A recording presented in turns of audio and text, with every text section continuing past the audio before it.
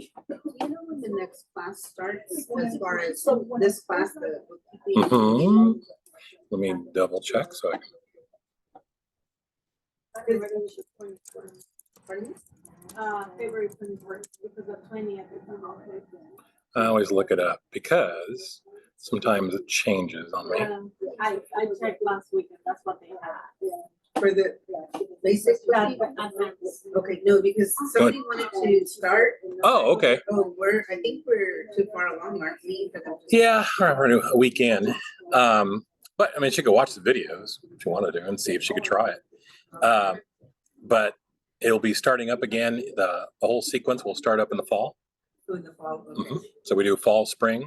Oh, okay. So after this one, yeah, so it's scheduled to start on February 21st. And next week the registration will open. The registration next week. Yep. Next Monday. Yeah. So I'm waiting for it so I can register. You're in. Yeah. You're I can just automatically in if you're the first one. no, but I can automatically add you. I mean, I can manually add you if you wanted to. But it's good to register. They like it that way. That way they get everybody's information, and they need that for the state funding.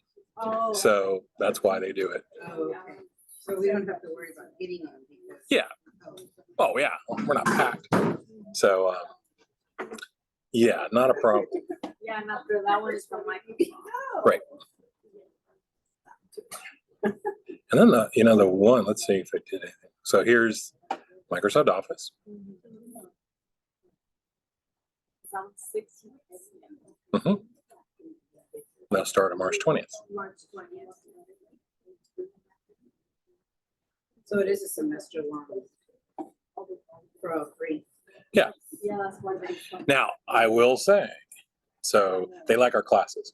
Did everybody? I forgot to ask. On Thursday, I sent out an email and had an evaluation form. So if you could complete that, that's helpful. If you don't, it's optional. But so what I do is I compile those and send them on, and they can be anonymous too if you want to say something. You don't want to be tracked. Although it's such a small class, kind of hard. But still, she did. So we send those on, and usually they're pretty good, and that kind of helps show how things are going smoothly and how it's working and helpful. And so last year we were able to add the end of the year. They had some extra funds. And they said, "How about doing another beginning QuickBooks?" Sure. So we were able to tack one on, and if that happened, that would be, let's see, March 20th. But I would send you an email because now I have you in my little list. So just give you updates of what classes are open and when they open. And then you can always cancel. If you get tired of my emails, just unsubscribe and it automatically does it. 3, 4, 5, 6. So May. It'd be sometime in May if they can do it again. And we'll see. So the advanced class is right after this class? Yeah, it's scheduled to start on the 21st. So at the end of this class, It's a week in between. yes, there's a break. Because our class will end on the 9th. Yes. And then this week here, the 13th to the 17th, you'd have off and come back on the 21st. Because the 20th is my granddaughter's birthday. President's Day. So my birthday is on January 15th, a holiday, Martin Luther King Day. So I told my granddaughter that your birthday and my birthday are always on the same day of the week. You will always get a day off on your birthday. Every 7 years, you will get your actual birthday off as the calendar. But it's not 7 years. It's about because of leap year. So because she's in February. My other granddaughter was born in March 17th, which is St. Patrick's Day. Yeah. I told her to name her Patty. But actually, I told them to name both of them Danielle. Or if it's a girl, and Daniel if it's a boy. But they don't listen to me. Anyway, so it doesn't work on my other granddaughter's birthday because in March we have that leap year. So like this February, we got 28 days in February. So hers is always rotating through the week. But anyway. So if you can fill those out, it's helpful. Appreciate that. And then and they get good feedback. The other class somebody asked about in the last bookkeeping class was tech coding. Have you taken it? No, but it's like a long time. It is, but let's see. I registered it because I wanted to do it. And I never got anything back. It's twice I've registered. And it's still open for February. I mean, for fall. Oh, yeah. What is that for medical? Or? No, this one's tech coding, which it's through, it's another school. And it's basically how to program. So they teach you HTML, if you look up here. So you learn all this stuff here. JavaScript. And it sounds hard, but it's really not. I mean, if you just take it like we're doing here, one step at a time. I don't know how they teach it, but that's the way for me. I would do it. I'd learn it. I think they said it's approximately 10 to 20 hours a week for a total of 7 to 14 months, Oh, yeah. depending on the amount of hours put in each week. So you could put more or less. So it's up to you. But the total number of hours that needs to be completed for the course is 560. And they claim to do daily self-study lessons, peer mentoring for less advanced classmates. Yeah. But I don't know anybody who's taken it. And like I said, I registered. Maybe they recognized my name and said, no, forget you. But nothing. Well, but that one's not open. Isn't it? Well, so look, it's been this way for a long time without dates. Yeah. So I click register. And it opens. It says fall 2022. I could register again now and see what happens. Maybe it's because they don't have anybody yet. I don't know. Because this, let's see, they mentioned who it is, right? Yeah, Big Valley Tech. So, like we're talking about, you Google everything, right? So go up here. There they are. Oh, they're with this. Oh, they're online classes. It says. Yeah, but, so look, they're happy, so it must be a good class. If you read, it does say weekly on-site classes here. So if you are interested, check it out or give them a call about it. I don't really know. But it would be here in Patterson. That's what it looks like. The instructors are temporarily held Online. held on. Oh, yeah. To shelter in place, which we're beyond that now. Yeah. So they should be back in class, but I don't know. So I have a question. I put in the gate because there's no parking lot. yeah, it's fine. It's okay. Oh. Yeah. It was so good today. Yeah, they started a new class. I think it's let's see what the date here is. ESL. Oh, Yeah.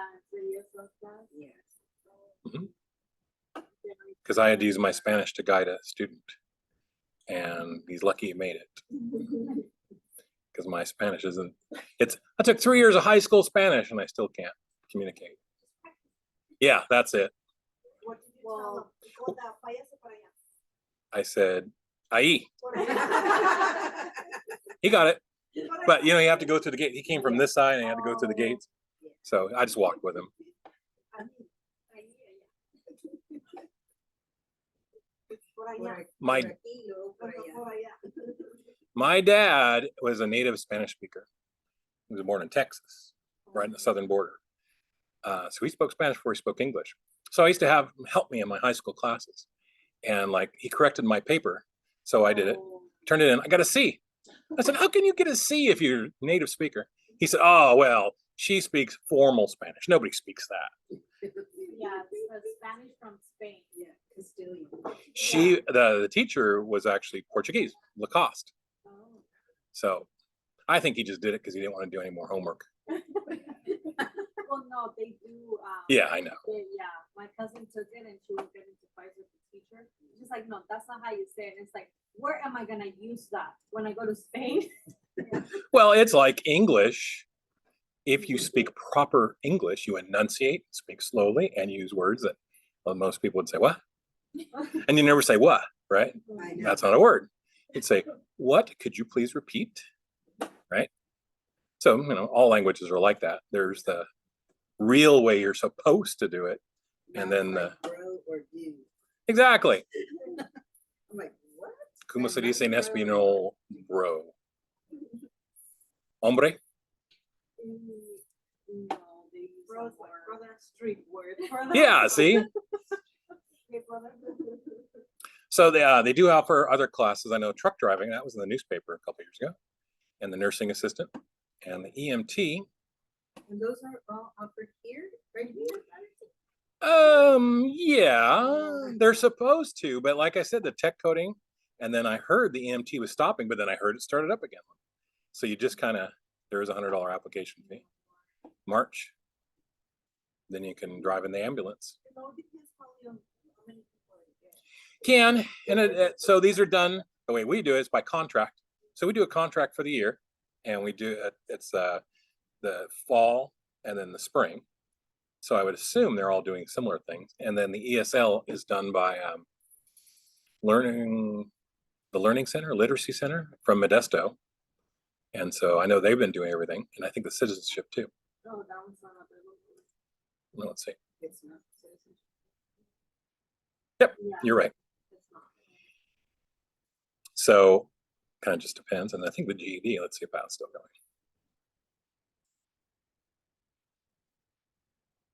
going. August 2021. Yeah, it's out of date. Yeah, that one. They don't always update the website either. So, but if you want to find it, here's the place to check. Yeah. But that's why we started keeping names and email, so we can be in contact with everybody to let them know as things come up, what's available. Because it's hard to get the word out. And the other thing they did when we first started was they would do an ad in the Patterson Irrigator, and they put this website up. So everybody would register, and they let everybody register for the whole year. Well, they never sent confirmation emails or anything, so people forgot. And then, you know, we'd send them a note, hey, we're going to start Monday. What? Oh yeah. Oh, I can't. I got a job, or, you know, something happened. So that's why we started saying, we'll just keep track of it, keep everybody in the loop. And that way everybody will know. And everybody can get to learn QuickBooks. And you can take the class more than once if you want to. So what you could do is, remember I said that this QuickBooks lasts for a year. So if you wanted to use it for a business, then at the end of the year, take the class over again. You get another subscription for a year, and then you transfer. Remember I said you could export. You export all your data out from this into a neutral file, get your new account, import it all in, and you're good to go. So that'd be one way to keep it going. Refresher course. Yeah, or until you buy it. If you earn enough money to pay for it. It is a tax deduction, you know, anything you use for a business. Oh, and by the way, I'm not a tax attorney, but I will tell you this. In the IRS code, there is a provision for education, for further education. So the class you're taking now, the mileage, you can deduct mileage for taking classes. If you had to buy clothes, you know, that look nice for class, right? So you bought a jacket or something. Well, you can, but talk to your bookkeeper or a tax attorney because they can tell you specifically. But things like that for furthering your education. And you do get a certificate out of this. So if the IRS says, hey, what is this about? Say, look, I got this. Oh, okay, that's a class. But then you have to itemize, and most people don't want to do that. So it's, you know, either do the easy form, but once you start doing deductions, you gotta do the other form. The good thing about like TurboTax and some of those programs is you can do it both ways, and it will show you, and you can see whether it's worth it to do it with the itemized or not.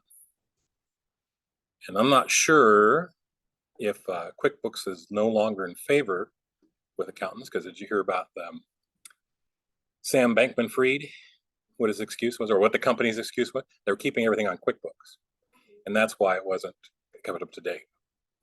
So they're blaming the computer.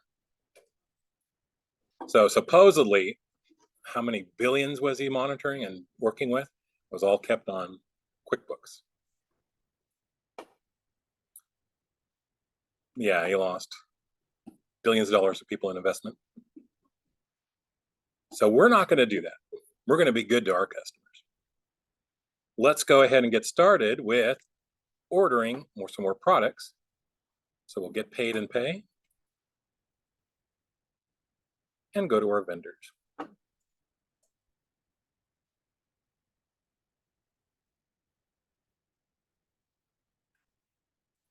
But when in doubt, blame the computer.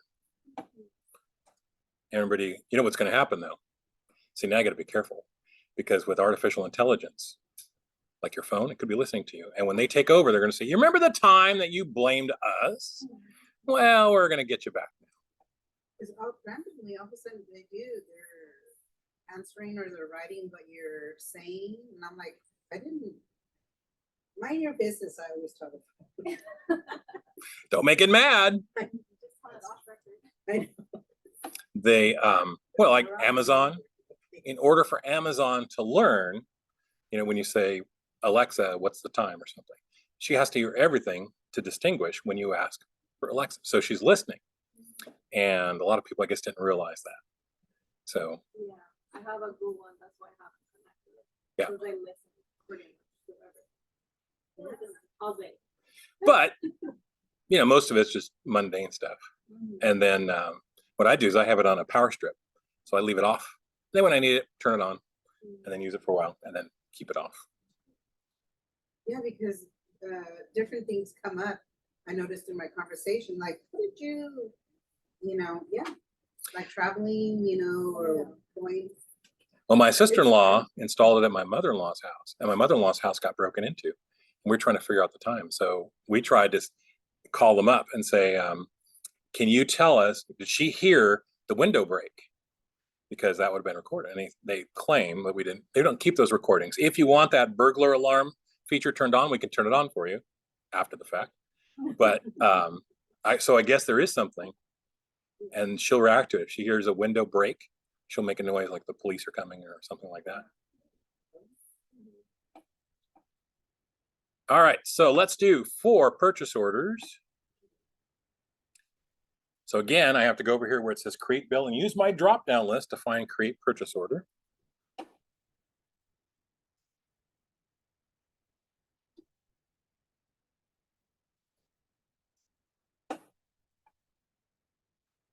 And here it comes. So pick products and services or products that you can use to sell. And if you already have too much, just order a few. We're just going to practice.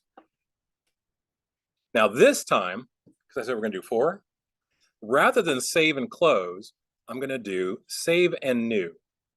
Control-Alt-S is a shortcut. Okay, so here's the good news. I don't have to close out and bring it up again. But the bad news is I don't have a vendor here. So I have to select the vendor from this list rather than from my vendor list. But otherwise, it's exactly the same. And usually, and we're just doing this randomly, usually you'd know, oh, I got to order fidget spinners from the Marvelous Emporium. So I'm going to put the Marvelous Emporium up here and then fidget spinners here. Mine is saying search for a category.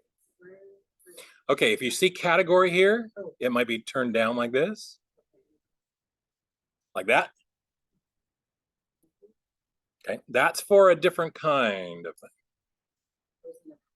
Yeah. And again, if I were QuickBooks, I would put, once you start using, if you're consistently using item details, why not switch them? Is it that hard for them to display item details first? Because category details on a retail store, you wouldn't use very often. But there we go. So save and new.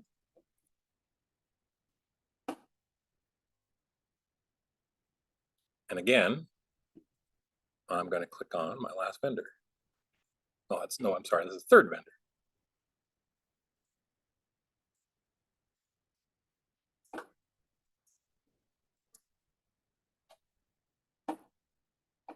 We're still on the first one, right?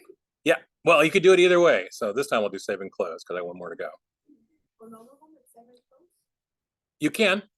So here's what I was doing here. Let's see. So I have 3. I said we have to do 4. What we've been doing is using this up here, create bill, create purchase order. Once you have this up, so this way it automatically brings ABC Warehouse, because that's the line I selected, as the vendor. And it'll bring that information forward. When I'm done with that, because I said we're going to do 4, rather than close out, come here again, go to Friends Fans, select it, create purchase order. I just did save and new. So it saved that one purchase order, brought up a new screen. The difference that way is, see, this case, it gives me the name. I'd have to select it from here.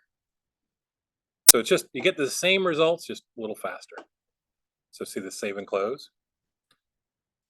That's what we've been doing. I'm just going to do save and new so you can see it. Oh, I guess I have to order something. By the way, as you notice, you cannot do a blank purchase order. Okay, so save and new, recorded it, see it real quick. It flashes purchase order 1011 saved, and then brings up a blank purchase order with no vendor. So I can pick this list.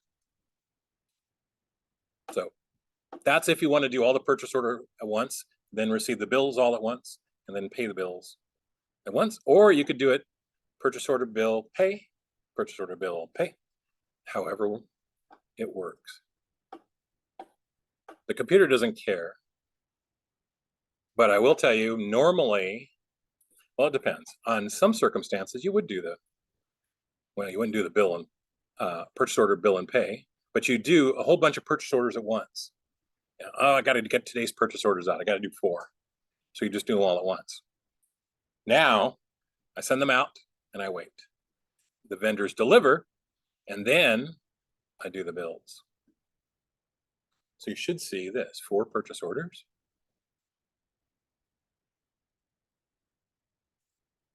Here. I didn't do too many, so I'm only $84. Or I'm ordering from a cheap company. Have you ever heard of Temu? Oh, Their ads are all over the place. oh, yes. They sell everything. It's like Amazon. Junk. I mean, great stuff. Yes. But like all the stuff you see that people find in the garage sale. So I had 5, but I accidentally Oh, okay. created, how do I delete one? Okay. So like on this one open purchase order, click on it. Well, it's Click on this purchase order here. And It's the drop down list. Last one. Yep. Where it says send, see that triangle? Click on that. And then delete. Sure.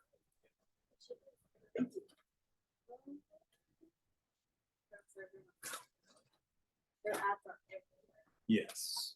So I ordered something from some stuff. So I shouldn't say it's junk. But yeah, well, it's interesting because I always read the reviews. And I also know don't trust the reviews. Yeah. But I read a good one and a bad one. And some people were saying they weren't getting their stuff at all. And then one had a complaint, it was on a third-party site, and then they did respond. And then they came with an update that said the person did get it, but it's coming from China. It's basically all the stuff they make in China, selling it direct instead of going through all these other companies. So they have, so we've been using fidget spinners with kids. So they're very inexpensive, but it does take, well, it took about a month. Yeah, it says 15 to 20 days. shipping. Yeah. And no return, right?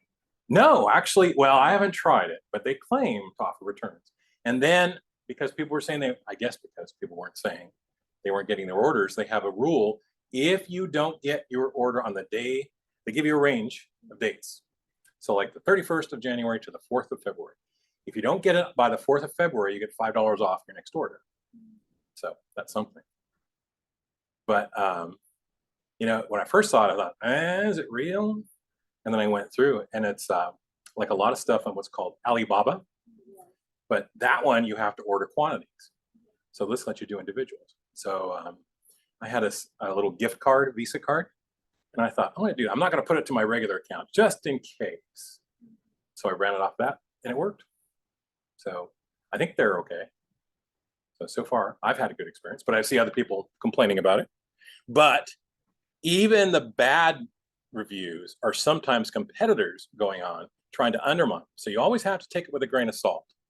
And generally, they won't do like 1,000 reviews. So if you see out of 1,000 reviews, it's 4.5 out of 5. That's probably pretty good.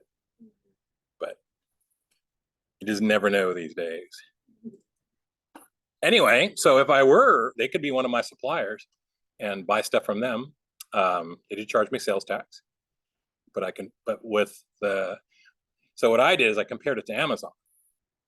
So, because I trust Amazon. I don't know why, but I do, because they've been pretty good and pretty reliable. So I thought, well, let's see the prices, and sure enough, they beat Amazon's prices. But it takes longer to get here, so if you had to do it right away, you'd be kind of stuck. But they have crazy stuff, and once you start searching, it tracks your searches, so it tries to show you more stuff like the stuff you search for. So if you're into kitchen gadgets, you'll see bunches of kitchen gadgets. And so I don't know if it's just me, but I've noticed they have a lot more ads going around. But you know how it works. Once you start clicking on things, they keep the little cookies, and then so you're more likely to see ads for that anyway. All right, so I've got my 4 purchase orders done. So I can click on my blue box here and see who I did. Guess I forgot. Uh-oh. I did ABC Warehouse twice. See how I have 2? You can do that. But, because I didn't say you couldn't. But let's say I didn't want to. I'm going to click on that. Here's my last one, the purchase order. Instead of send, I can view edit. And here I can change to another vendor. Because like I said, the computer doesn't care. You can order bottles of water from the PG&E, and the computer thinks that's just fine. Okay, so let's go back.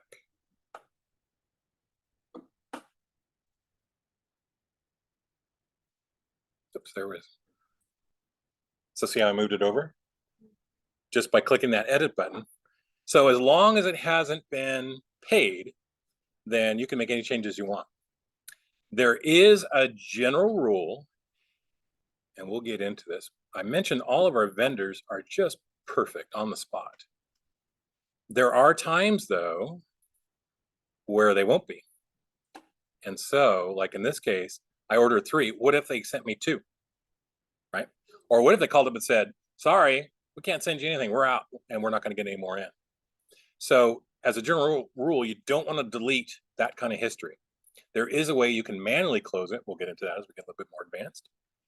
But you can close this so it won't show as pending anymore. But that's better. In fact, you saw it right there. I don't want to delete it, because what will happen is if they're out, I might have a secondary vendor, but now I've just started the process with them. If we're sold out in our store and the customer complains to the boss, hey, I expected this to be here. And the boss says, Dan, what were you doing? Why didn't we have it? I have this to back me up. Say, look, we ordered from ABC. When I closed, I put a little note, said, no more, not going to carry this product anymore. And then I ordered it from XYZ, right? So you can see here the closed. So you can manually close this and say, we're not going to get any of these. So that's why it's okay to delete at this point. But once you've sent it out, once you've given it to somebody else, you really don't want to delete it, because now that's part of your history. So we'll get into that later on. But there are my 4. So I'm going to create bill.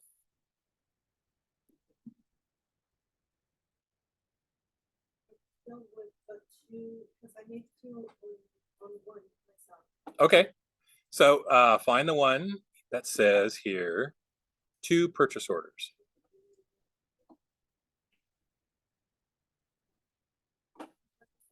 Yeah, so click that one.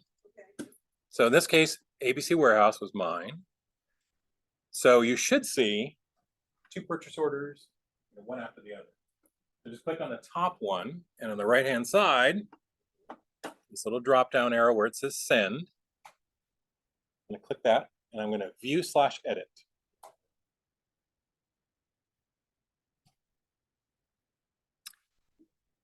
Right, when it pops up, so I had 2 to ABC Warehouse. What I did is I switched to Fran's Fans, or you could switch to any vendor you want.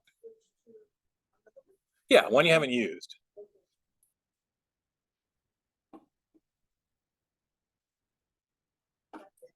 And then save and close. And then when you go back, now you should see 4. So now I'm ready to create the bill. So I'll start with ABC.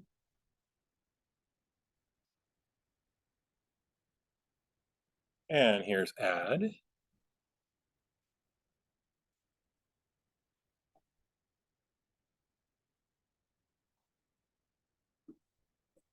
So in this case now, they sent me the bill for the fidget spinners.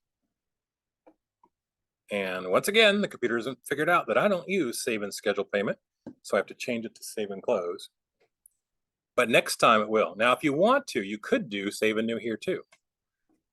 So save and new, we'll record it. Well, I can't see because I have my Zoom controls over it, but it says it was saved. The only thing is you have to know which vendor you use next. Now I did my top 4 out of 5, so that's pretty easy. In the real world, you'd probably have a piece of paper next. So my paper would say, Franz Fans. Oh, okay. I'm here at Bill's. I'll just go ahead and go this way. And there it is. So just it saves you from having to go back, click again, have it reload, and do that again and again and again. But sometimes when you have a process down, you just say, okay, I'm going to stick with this process just so I don't get confused. So here this one comes. And this time we'll do save and new. Let's do one more that way. If I pick one, that does not have a purchase order, who did I not use? Oh, there we go. So when I picked general supply warehouse or general supply house, see, nothing popped up here. There's nothing to add. So that means I don't have a purchase order pending for them. So I say, okay, I'll move on. I'll do max. Oh, there it is. So if you ever not see this add to bill, it means it doesn't register a purchase order for that vendor. And if you think you did it, it could be like I did. I put the wrong vendor at the top and I have to go fix it. So I add that. Oh, by the way, so like yesterday, if I did see this was an error, again, rather than closing, I can just go back to it this way too. So the idea is, we're taking the menu and going in and doing stuff and then coming out and going back to the menu. You can also do it within the flow once you have them all connected. So I save and close.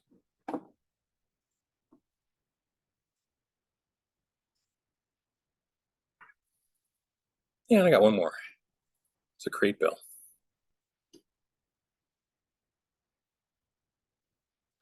So like I said earlier, all of our vendors are perfect. All of our customers are perfect.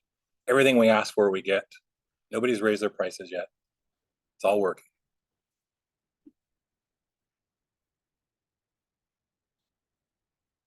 So this is the way it's supposed to work.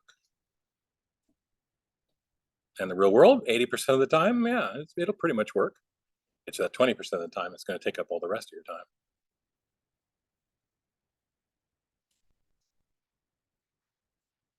So add it. There's my bill.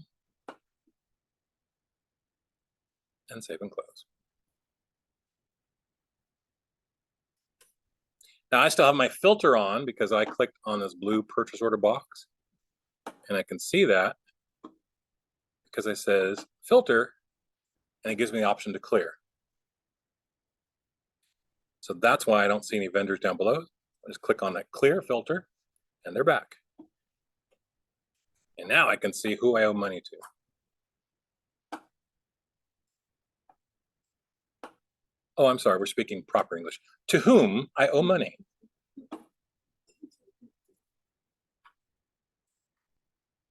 Okay, so those are the opening balances. Let's go ahead and make the payments.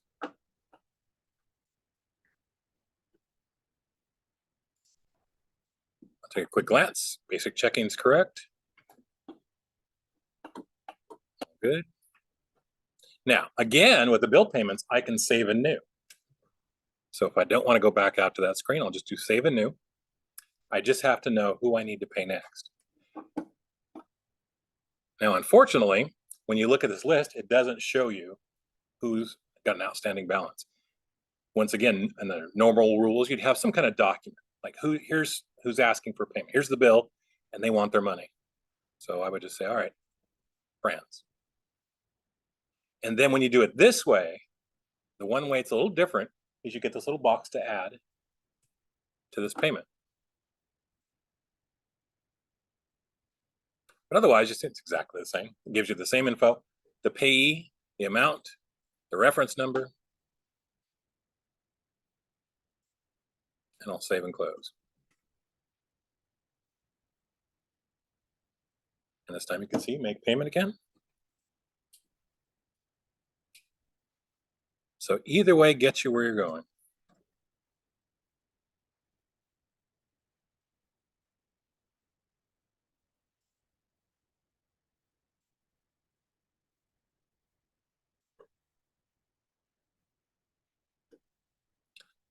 So for today, when you're done, all your purchase order should be zero outstanding purchase orders, $0 overdue.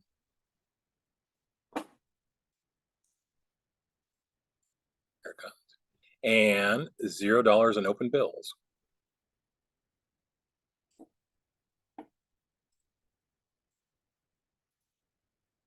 So this is kind of what we're looking for here. Now let's see if I did it out of the right account and if they're all paid for real. So I'm going to click on this little wheel up here to go to my chart of accounts.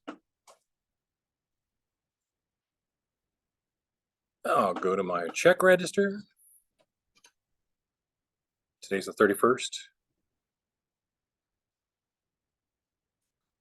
Yeah. There we go. 1, 2, 3, 4. Happy vendors.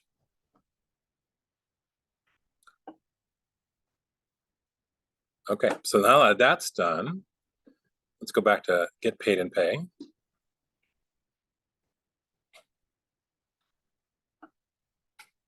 While we're here, let's take a look at our products and services. So on the left-hand side, top of vendors, you'll see that over here. And by the way, this cog up here, this wheel, you have lists, and you'll see products and services here. It's the same report or same screen, just two ways to get there. So if you like that, see, it'll bring up the same thing.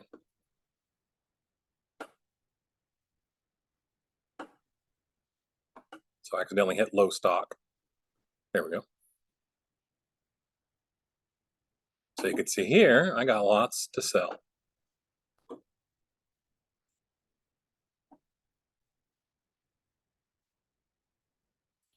All right.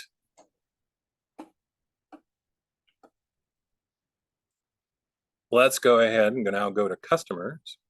You can either go to customers or under the get paid and pay, we're going to create an invoice. So let's see.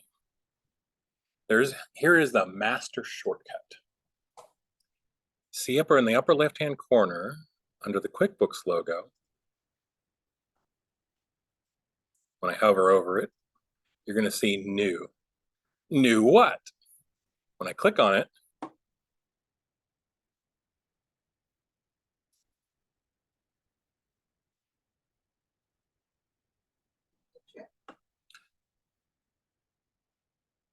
we're going to do invoice. But see, you can bring up that list just by clicking new. And I could have done vendors too. So new purchase order, new pay bill, new bill. So you always can go back up here too, if you like. So I'll just create customer invoice. Some people like to have their vendor hat on, they do all their vendor stuff and just look at the vendor screen. And that's the way QuickBooks was designed, to do just that. And then they take that hat off and say, okay, now I'm gonna work with customers, put that hat on, now I'm the customer person. And then you just look at that screen. And that's, one of the advantages to QuickBooks is it shows you just what you need at the time. My dad was in the Air Force and we went to the Castle Air Force Base, which is now the museum, and the open cockpit day. And he showed me one of the planes he flew. And it's like wall to wall gauges. How in the world do you look at all those when you're flying? He said, you don't. When I'm taking off, I got to look at this area. I don't care about the flying level stuff. I look at this. And then once I'm up in the air, I don't look at that anymore because I'm not landing. And you just do it by sections and get you through it. I said, oh. You should have told me you were just talented. Say, well, it takes a superior mind, and I would have believed it. So you can also go to customers and create invoice.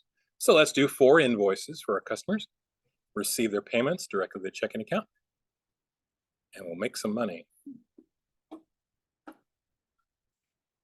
Make sure you do put taxes on them.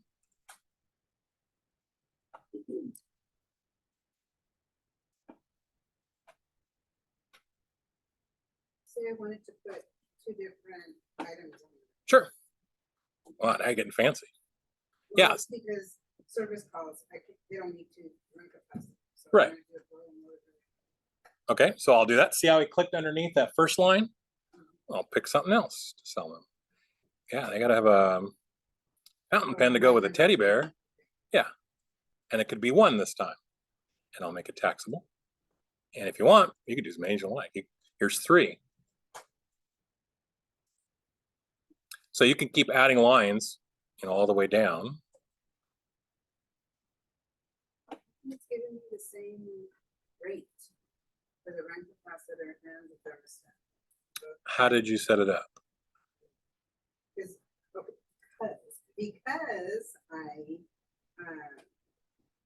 I checked on the rent capacitor. Okay. And then I went to line 2. I didn't click on anything.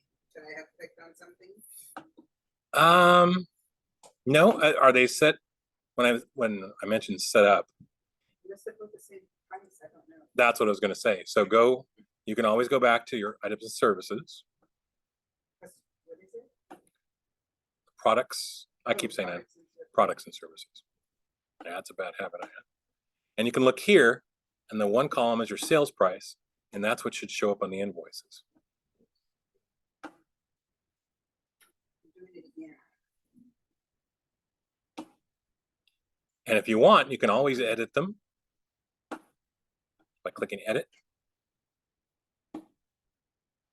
It's telling me you want to leave without saving. So I need to Yes. save. Oh, okay. If you want to, yeah, if you want to save it, I mean, you can just save and close. Okay, because I want to look at my, But if you're not sure it's right, just tell it, yes, you want to leave without saving, and you'll come back. And if the price is correct, you'll do it again. so then I go product and services. Mhm.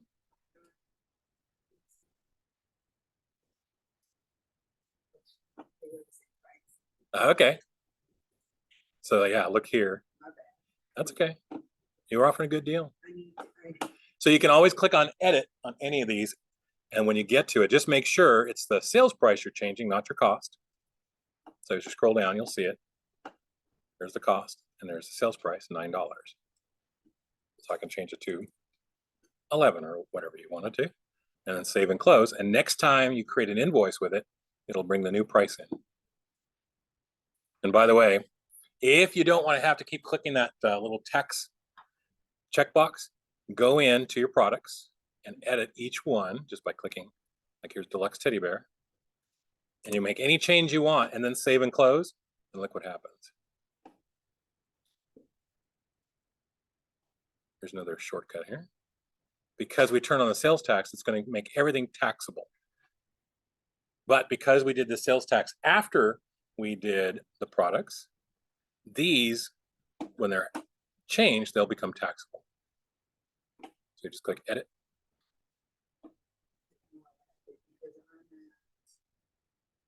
receive payments. I don't want to do that yet, right? Right. You need to create all the invoices first. So just go back to invoice. This. So I click on it. You see it goes there.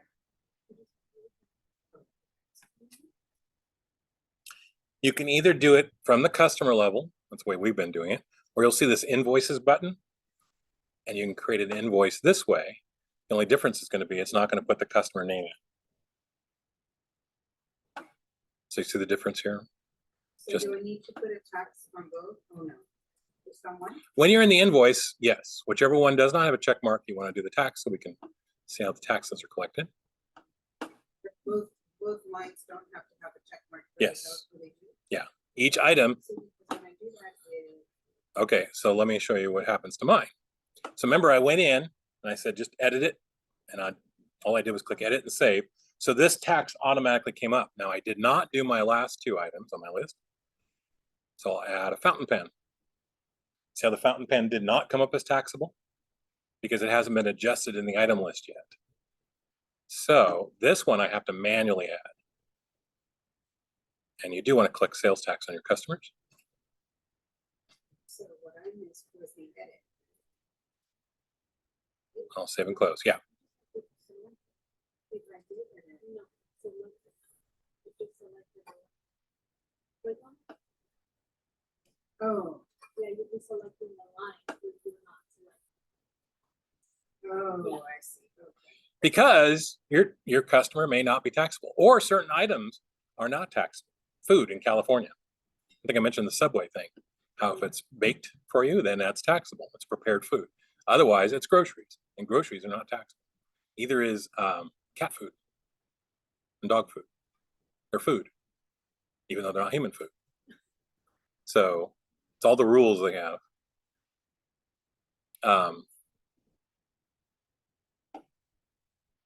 And there are certain other things that when you order them can be taxable or not taxable.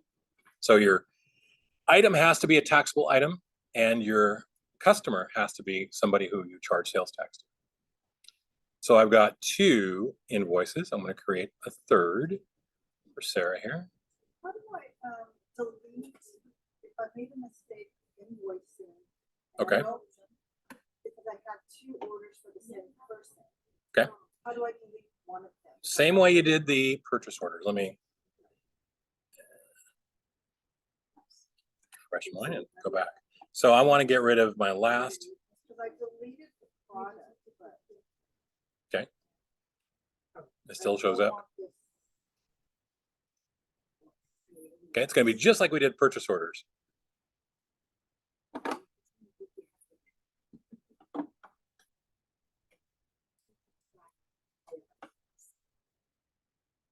So here's my open invoices. Close this one. And you can do it 2 ways.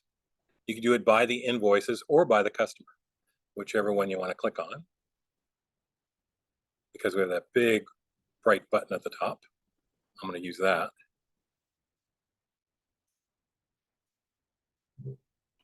And then you delete it just like you do an errant purchase order. You click on the item, and then on the right-hand side, you have to use the drop-down list. It doesn't come up automatically, and it will say delete.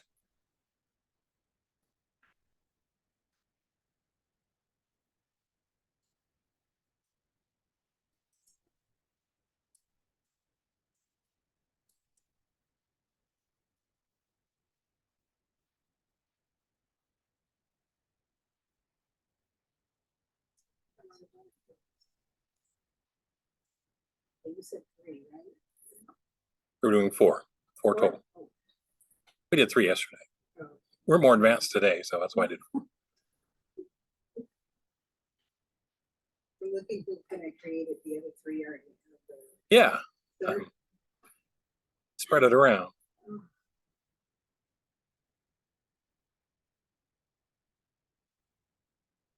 For some reason, my computer's going very slowly.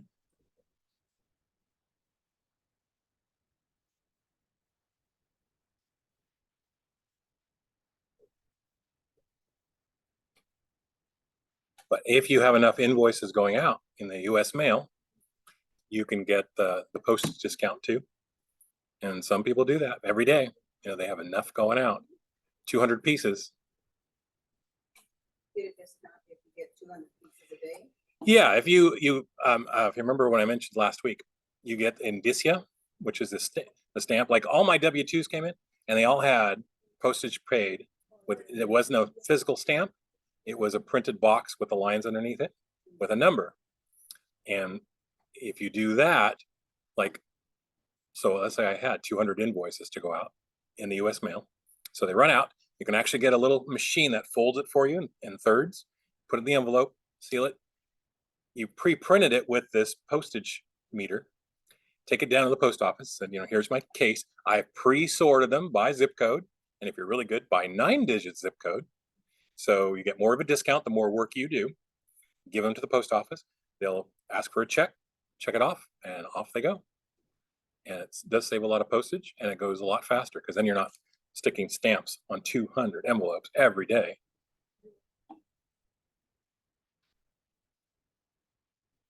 But as I think I told you, that's why you get so much junk mail too, is they get discounts too because they're sending it out to hundreds.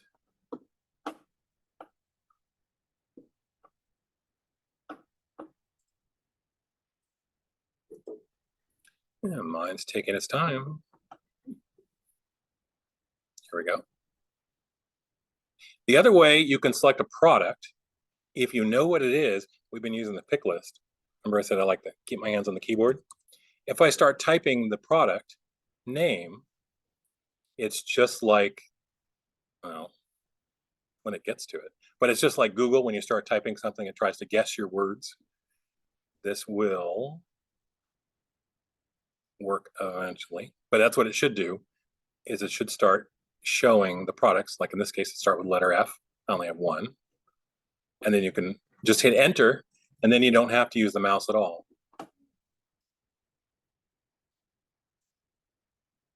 That's like when you have 100 items or whatever, then you don't have to scroll down. So I typed letter F, desktop, fan, fountain pen. I can use even just the down arrow if I want to, or keep typing OU, and then only the fan would show up. Hit enter, and there it is. That's the one I didn't turn the sales tax on. So that works too. Again, kind of a shortcut.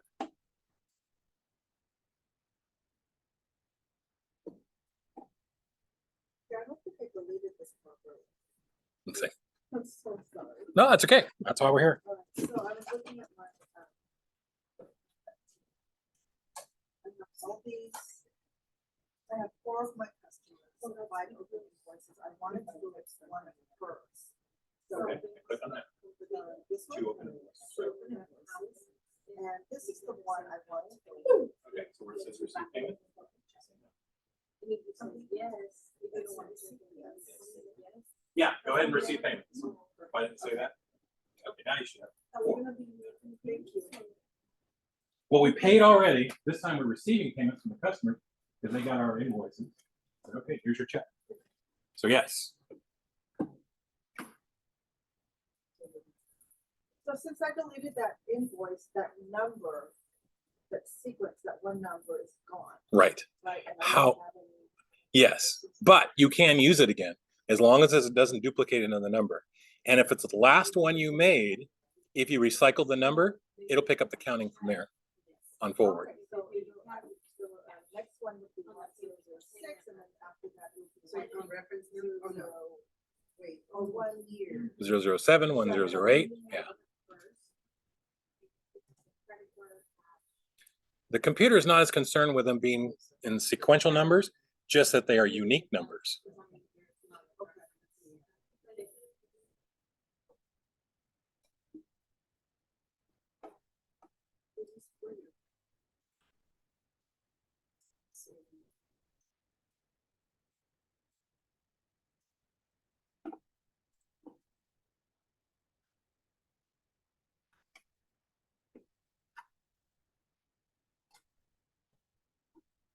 It's save and close, right? Or you could save in new if you want to try Okay. it that way. But we've been doing it with save and close.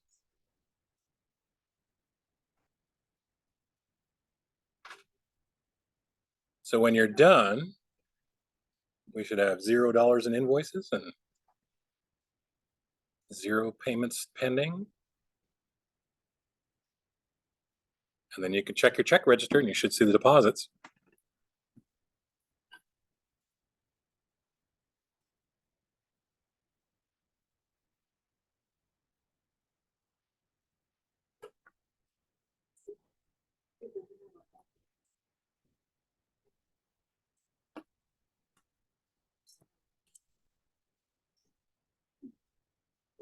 Oh,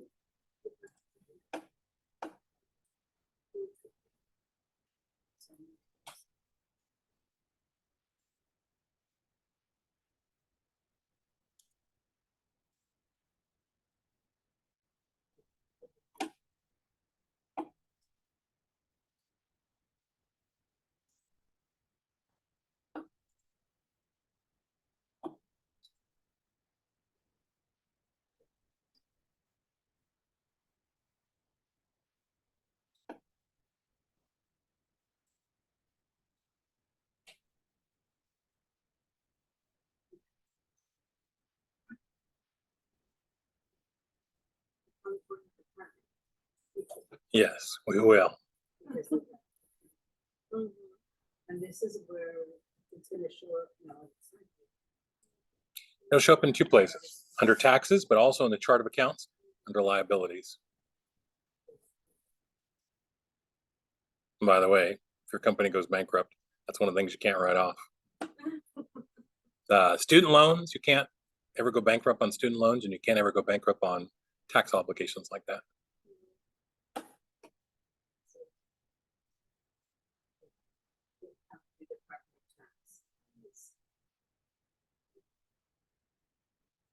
Because Your my product is product is expensive. expensive, yes.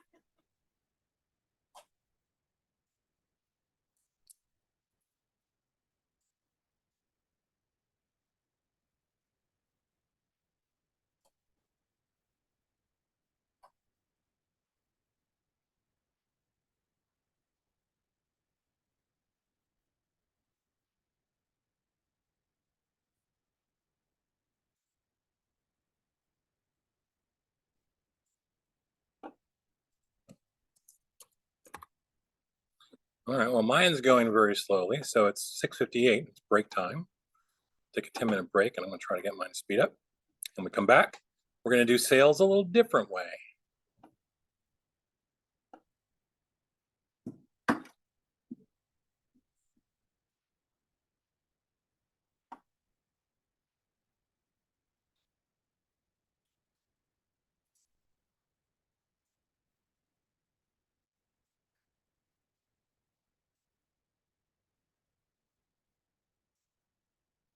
And this, the only thing that we need to do is just like go on it and just click on. Pay, certain- receive payment, yep, Yes. yep. And then, right now, we only have one bank account, so it'll come straight out of that account, or go straight to that account. And that's all you need.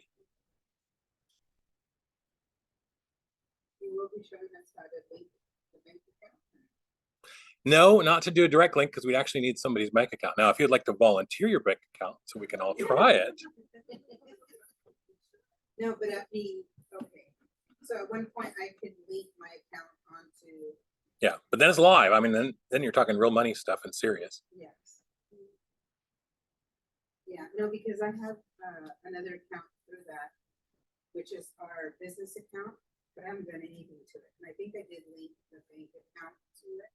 But I mean, nobody can go in there and touch it, right? Right, Because- right, right. Okay.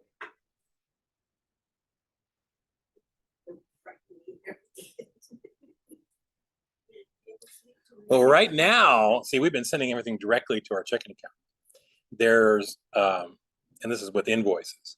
So when we go back, we're going to do sales receipts. That's going to be a little different, where the customer just comes in and buys something. But then with both of those, you know that you have another option. So instead of sending them directly to your checking account, you could just hold them in a batch. And then you drive down to the bank at the end of the day, make your deposit. Then you come back and tell it, okay, I just deposited. You confirm that the amount the bank got is the amount you think they're getting, and you say deposit, and it does it as one deposit with many different items. So we're getting into that too. We're gonna do that too. Mhm. And again, QuickBooks doesn't care which way you do it.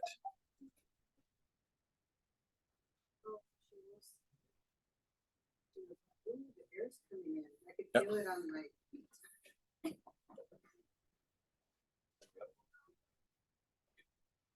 Yeah, okay, no problem. In fact, if you look, yeah. Oh. You know how they close the gates and yeah. They're not supposed to. I think it was only the first day. Yes, we have it.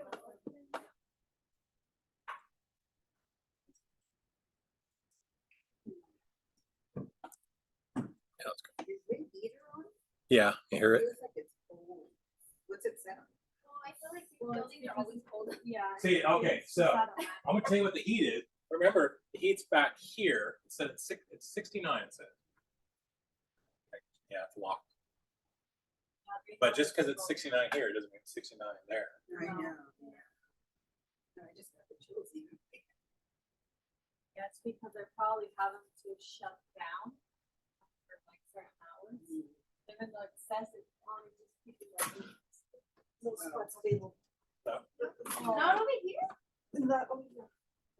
But I plugged it in right there where the, by the gate. There's parking on this parking lot.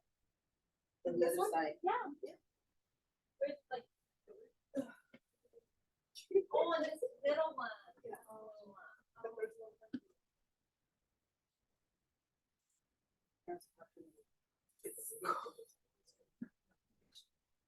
I know, I was thinking like.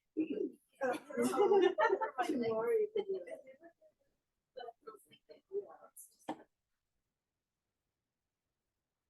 At our school, we have potlucks after everybody graduates for like a little graduation ceremony.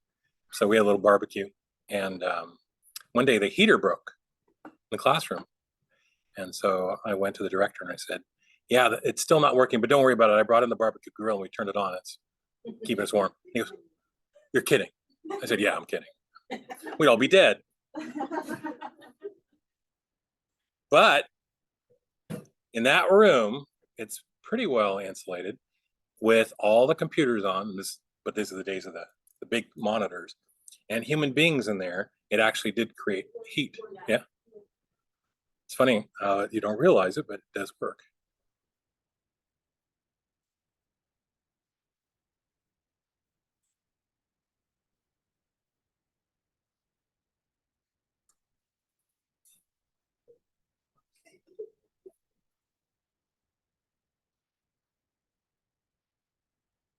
And they do, oh, speaking of Temu, they have them too. They're little personal space heaters that plug in the USB port on your computer, Yes. and that's powered by the USB.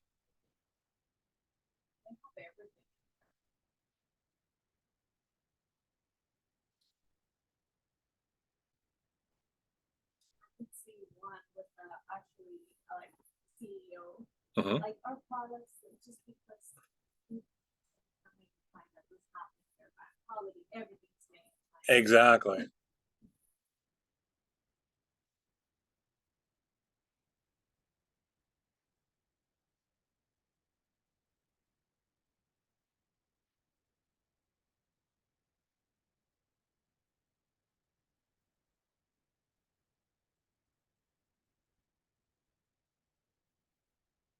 Well, it's funny to watch the large companies like Apple make these statements. Well, we've decided China is not fair to its workers, so we're going to move out. And then they try to move out, and there's nowhere to go to because China's built up all this infrastructure, so it's easy. So they say, okay, we're going to go to Taiwan. Well, they've got to start from scratch, so it's going to take 5 years or whatever. So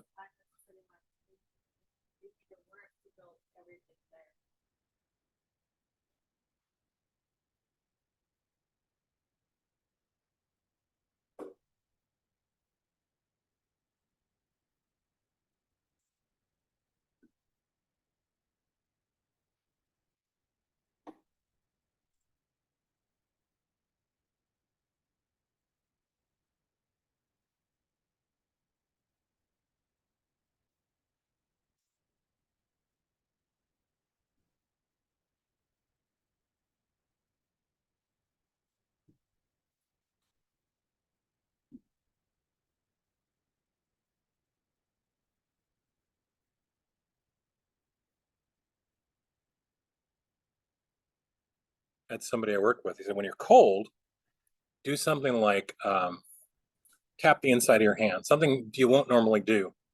And think about how cold you are and how cold it is outside. And you're freezing. And then the summer, when you're really hot, do that and remind yourself how cold it was. And it's supposed to make you feel better. And then you do the opposite in the summer, do something else, poke your ear or whatever. And then when you're cold, do that. And it's supposed to make you feel warmer because you remember how warm it was.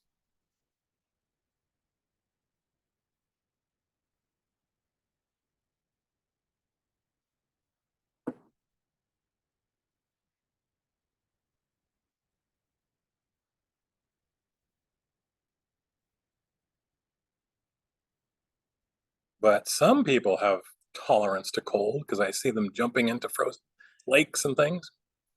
I don't know how they do that. Germans, Yeah, all over. yeah, They have like The Polar Bear Club. Like, Yeah, the Germans, I heard, doesn't matter the temperature outside, in the mornings, they open all doors and windows for like a few hours to vent the homes. And it doesn't matter how cold it is, they're just so used to it. when I told you my dad's from Texas, so we visited his side of the family, and it was in the summer, and it was hot and humid. At least California, we don't have the humidity, but they had both, and we were dying. So then the next year they came up here to California to visit us. So we took them to San Francisco, and again it was summer, and I was fine. I was in short sleeves. They were freezing. They said, if you would have told us it was going to be this cold, we would have brought sweaters. I said, you remember how you called us wimps on the heat? It's what you're used to. What part of Texas are you from? He was from Mission, Texas, which is right on the border. McAllen. Yeah. My uncle used to go across the border and sneak alcohol back without paying the taxes on it. And that was exciting, because you just never know if you're going to get caught.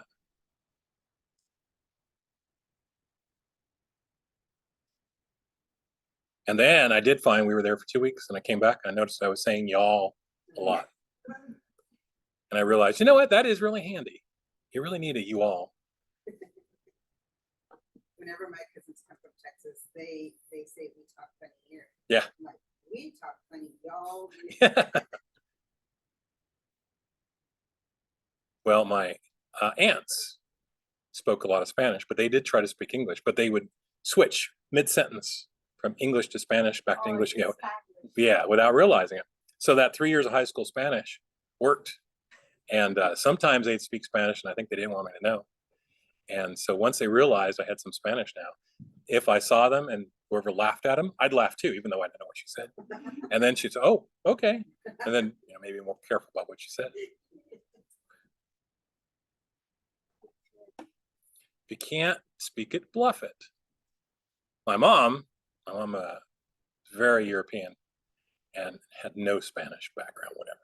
So she was trying to talk to my aunt's maid, and my aunt's maid spoke no English at all.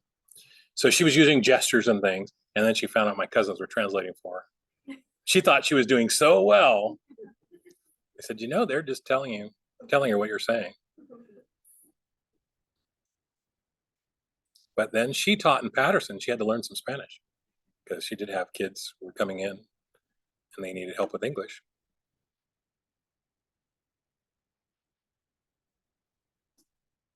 All right, so there's my deposits. Made some money, but I'm still not back to that $10,000 yet. I need to sell more. While we're here, let's take a look at the business overview. So on the left-hand side, it says business overview. Like that, right under get things done. And then you should see reports. This is where you get your profit and loss. Yep. That I would need to submit quarterly or whatever it is. No, because to whom are you submitting it? Your profit and loss is kind of just for your business, but if you're going to the bank or you're going to an accountant and they want to, let's say they're doing an audit for you, they want to determine if you're a going concern, meaning you're profitable, that's what they'll look at. When you do your taxes, though, your quarterly taxes, they're just going to look at the income and base it off of that. So the profit and loss includes expenses. So where would I get my profit only then? Down here, under your sales. In fact, we're going to look at that in a second. Let's take a look at the profit and loss. So I went to reports, and then it's right at the top because it's one of the 3 that are favorites.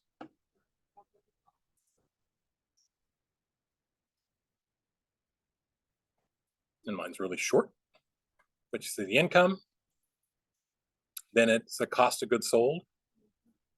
And everybody's familiar with a gross and net. Gross is what you take in overall. Net deducts what it costs you to make that money. And then on all reports, the bottom line is literally the bottom line. So people say, tell me the bottom line. That's what they're referring to, the bottom line of a report. Basically, I made in profit $182.60. It's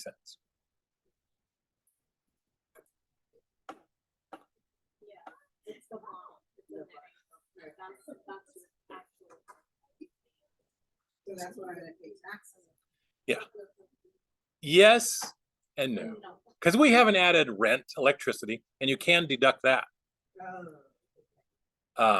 Again, I'm not an accountant, but I think it's 3 years. Your company can take a loss in 3 years, for 3 years. So, meaning you wouldn't pay any taxes on it. But after that, they determine it's really, if you haven't made money after 3 years, it's a hobby. And so you can't take all the deductions anymore. Is that when they ask you, are you sure you wanna be in that business? Yeah, pretty close. But usually, you know, people can't afford to keep things afloat for 3 years. So at that point, they know it's time to do something else. Okay, so that was our profit and loss. I'm going to scroll down and look at our customers reports. Under sales and customers. You said customer? Reports, customer, not custom, customer. So you'll see sales and customers up here. They're about a third of the way down. And you'll see sales by customer summary, or if you wanted to, sales by customer summary. You can type it up here in the search box and it will show you too. So either way, I'll get you there. You want us to click on it, right? Yeah, go ahead and click on it. Shows this month to date. Actually, tomorrow, we're gonna have to adjust this because it'll be a new month. Because if we do it tomorrow. Everything starts clean or. Well, this report comes up automatically with this month to date on the left-hand side there. So tomorrow, if I'm expecting to see everything I've done here, it's going to show this month to date. Well, February 1st. That's not this month. That's not everything. So you can change it. And this right today, it won't make any difference. But I can do all dates. And then you have to click Run Report, and I'll rerun it with those dates. So starting tomorrow, if you want to see everything we've done, you have to switch it to all dates. Okay, yeah, when you click on Run Report, it reruns it. And there you go. So I've made $355. Well, if you notice on the first report we ran, it doesn't show that. So this is only the income, but it does show you and gives you a comparison of the customers. So right now, Walgreens is my best customer with Merry Christmas, number 2. And Sarah Smith, not doing so well. I gotta work on Sarah. I guess. Call her up. I noticed you haven't been buying stuff. Are you okay? Just want to check. So I'm gonna go back to reports. I'm gonna go scroll down again. And this time it's a similar report, but just so you can see the difference, sales by customer detail. So we did the summary first time. This time, let's take a look at the detail. I went back to report list up here. And then scroll down till I went to sales and customers. And it's right next to sales by customer summary, customer detail.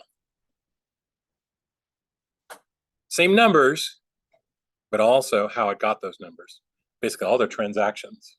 What they purchased and everything. Yep. And what they paid for it.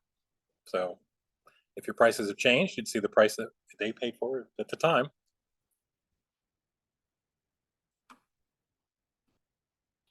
So you see all that stuff, it's tracking behind the scenes, and it just by a click, you can bring up a quick report.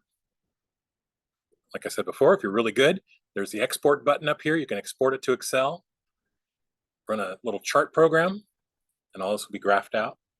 And you can see a pie chart of your best customers. Where's the pie chart? We used to be in QuickBooks. QuickBooks actually had more of them, and I don't know why. Well, I guess I do know why they took it out. It's probably slowed down the whole computer. I don't know. See, they make changes, but they never say why they make changes. But I miss that. So that's okay, because I know Excel, because I took the other class. And you can export here into Microsoft Excel. And that might be one of the reasons they did it too, is why go to all the trouble of converting the reports over, the graphs over, when everybody's sending it to Excel and doing it anyway. Because honestly, Excel can do a lot more than QuickBooks. But I kind of liked it. And then the other thing is trends, because we'll actually, before the class is done, we'll do an export just to do it so you can see it. But it can also show you trends over time. And we've only been here a week, so there's not much time to look at. But you can see, even within 3 weeks, which days were bigger sales, which days certain items sold and other items didn't sell. And that can be very useful, because when you're ordering, if let's say you have a year's worth of data in here, and I know that for whatever reason, February, people are buying fountain pens. I don't have to know why. Maybe they make Valentine's Day gifts. Who knows? I don't really care. I know if I want to make more money, I better have fountain pens in stock, right? So I can see, okay, here comes fountain pens in February. In January, I'm going to stock up. And then if you played your little gamble right, you can make a lot more money in February, because you'll be the only one with the fountain pens while the other companies are trying to reorder. And then for other times, there certain things may not be as popular. So you say, okay, I'm going to cut back on these. We got plenty in stock, and I'll know in November not to order more fidget spinners or something. And then you can also see as like fidget spinners are a good one, because they were a fad for a while. You could see them grow and grow and grow, and all of a sudden drop off, and then sell 1 or 2 here and there. And that's very helpful, because that'll save you money if we're not having stuff in stock. There is a concept in business called just-in-time ordering. And I think I mentioned it before. And the idea is, when you're working with your vendors, if in a very perfect world, if I needed 10 teddy bears and I don't have any in stock, I would order them. They would come in, and as soon as they come in, they'd sell, and then I'd order more. And see, I would not have to keep a bunch of stuff on my shelves just sitting there, not making me any money. Great. It's even more important if you are assembling things. So remember I mentioned, like, you might do a gift basket. So I do a teddy bear gift basket. And for my basket, I need the basket. I need a teddy bear and a box of chocolates and some wrapping paper. 4 items. So again, in the perfect world, I can order my 4 items. Now I know my basket vendor takes 2 weeks to arrive. Teddy bears only take 1 week. So I can set it up here so the teddy bears are ordered within 1 week of lead time, and the baskets are ordered earlier for their 2 weeks, and they all arrive at the exact same time. And then I put them together and sell them. And again, I don't have a whole bunch of baskets sitting on my shelf. It works great. And with computers, it's very useful. This guy's name was Alexander Deming, and he came up with that. And it's called the order flow system. And everybody was doing it. And then UPS went on strike. And it was like aircraft manufacturers. It wasn't because they couldn't buy engines. You know what they couldn't buy? Little screws. Because remember, this is all coming in, right? Time to all be in the right time. So all the stuff got there except these little screws that they were getting from this one vendor, and UPS was shipping them, and UPS refused to ship anything till they finished their strike. And so all the people and all the stuff was just waiting on the assembly line for these little screws. And then that's where that whole system falls. Now, if they had, like, say, these screws are only penny a piece, let's order 10,000 of them and keep them in stock just in case, right? If they had done that, it would have worked. But remember, that's not the philosophy. The just-in-time philosophy is everything comes in just in time. And even car manufacturers had to slow down, because it could be for 1 part or 2 parts, and they could be big parts or little parts. But either way, they needed them and couldn't do anything further till they got in. So that's the downside of that philosophy. But, that's where businesses decide what to do. Now, the businesses that said, that sounds great, but I'm old-fashioned. We just order stuff and I'm going to keep it in stock and it's okay. They turned out to be able to continue their products while the other companies couldn't. So for them, that worked out pretty well. All right, let's go back to Get Paid and Pay.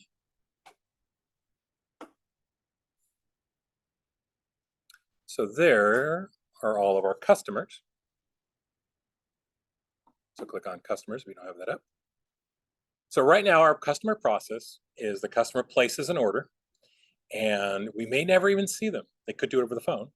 They could send us a purchase order, and we ship it off, and then they send their payment, right? So there's that process. The other way you can deal with a customer is they walk into your store pick up some stuff, and they leave with it, hopefully paying first, right? So in that case, you're not going to send them an invoice. There's no credit involved, meaning you're going to get your payment before they leave. So in that case, you just need to create them a receipt, right? So those are called sales receipts.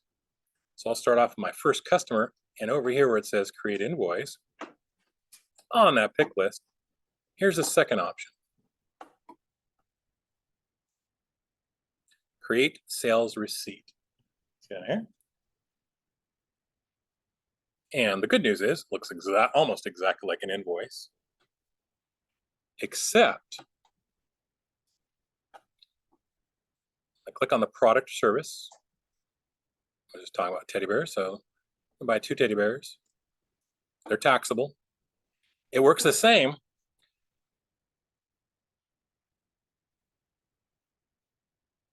But now, in the sales receipt, you'll see this section. See the payment method? Now remember, we did invoices, we didn't see that because they hadn't paid yet. Well, in this case, we're telling the computer they're buying the stuff and they're paying as they leave. So that's how this is different. This is all one transaction. So at this point, if I wanted to say they paid by check,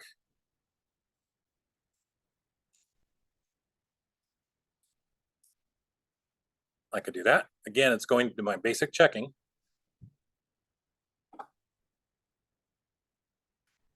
The sales tax is all calculated out. Remember on the invoices, it showed up too. And down here at the bottom, it says 0 is the balance due. Why? Because they're paying right up front. So I'm going to save and close. So I have to click this little list here, save and close.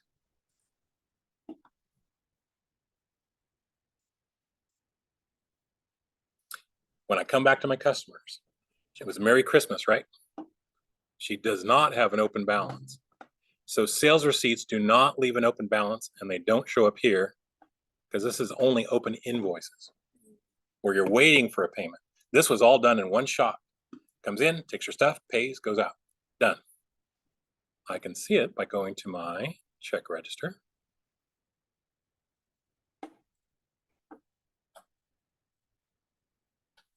The chart of accounts. View register and basic checking.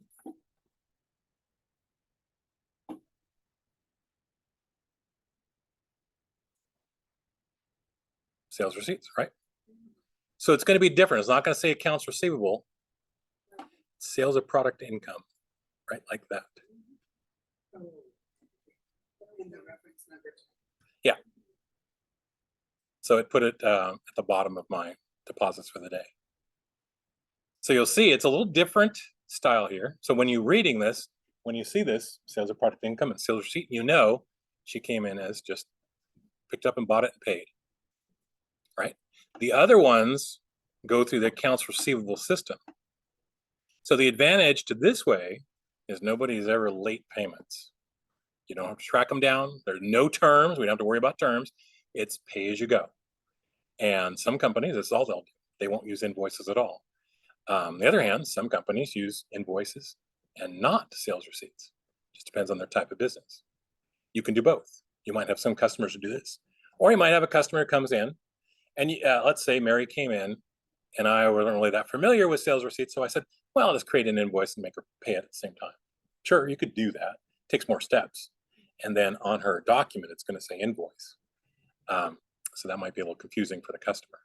In this case, when you print it out, it says sales receipt. So just like you get a little tag at the grocery store. Well, actually, I don't get little tags anymore. I get this, I buy one stick of gum and I get this long strip about their next sale and all this other stuff.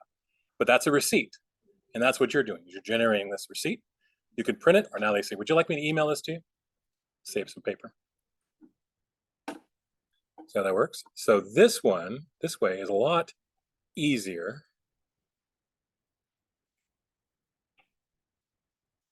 But if you ever see a dollar amount here as something that's either open or overdue, you know that has to be because of invoices. It's never because of sales receipts, because the sales receipt by its very nature will never be pending. If it is pending, then that should have been an invoice. Some companies that do invoices might do an occasional sales receipt. So if she came in, she's a good customer, and she wanted something special, something that's not in our regular catalog, and said, "Can you order this for me?" We used to have a bookstore in the corner. They were great. I felt so bad when Amazon is now the bad guy, right? Because they're so big. They wiped out the booksellers like Barnes and Noble. Well, my friends here got wiped out by Barnes and Noble moving in. And remember Barnes and Noble, I don't remember, but Barnes and Noble and then the other one, Borders, were the bad guys because they were the big chains coming in and little stores. But anyway, this was a little store that they just bought.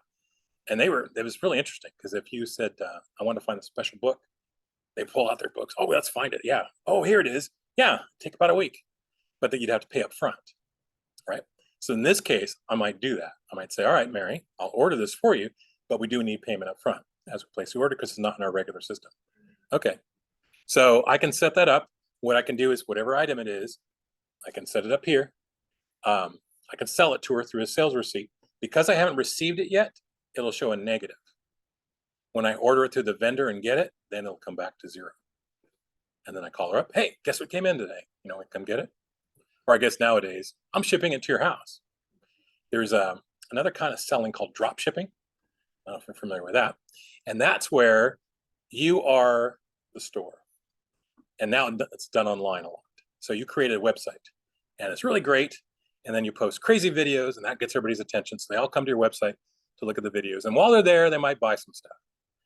Well, as they buy it from you, you can either do this manually or have the computer automatically do it, where it orders from the vendor. So a lot of this was done through like Alibaba. So it basically ordered it from China, but you can use any vendor you like and the customer would get it. And basically you never touch, as a store, you never touch the product. Drop shipping was they ordered it from you, your vendor shipped it to them directly, and then you just follow the confirmations and all done. And you never had to keep product, and you never have to keep product in store. You're just selling it through your website and everybody else does the processing for you. So those were big for a while, not as much anymore because now with like these stores we've been talking about, they everybody can get it pretty much directly. But I was mentioning Starbucks, the name can make a difference. And even if it's the same product, bless you, then it's people still, they want to order from somebody they like. So that can still be useful. And that's where you can use QuickBooks, setting it up as a sales receipt. And then it goes directly to them and you follow the shipments. All right, so let's try another one. Let's do all 5 for a sales receipt. So I'm going to go to Roger Wilco, he's my second customer, and create sales receipt.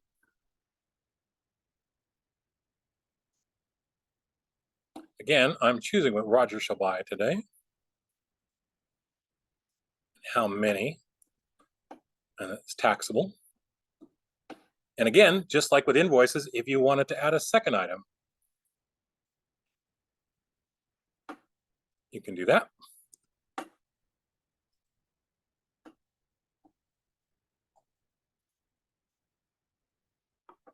And save and close. On the sales receipt, you also get the message displayed on the sales receipt. Again, this will print out on their document if you print it for them.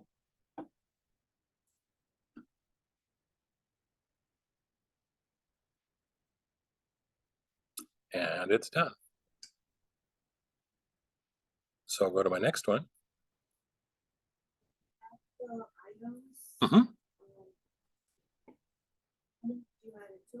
I did 2 just for an example, but do at least 1. Yeah. If you want to up your sales figures, here's a good chance, add 2 items, then you're doubling your sales.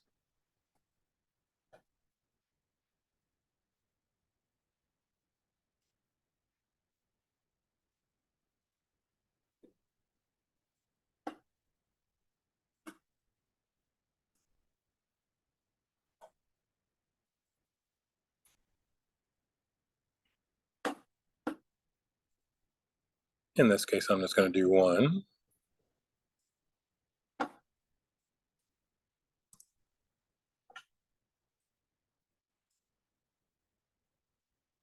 So in this case, you really don't have a counter.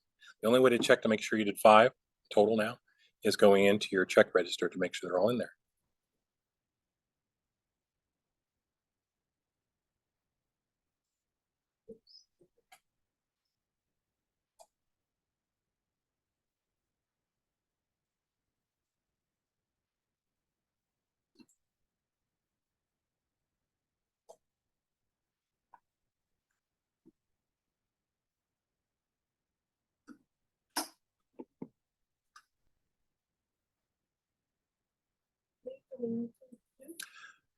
Do a total of 5. So we did the 1 to start and then do 4 more. So every customer gets a sales receipt.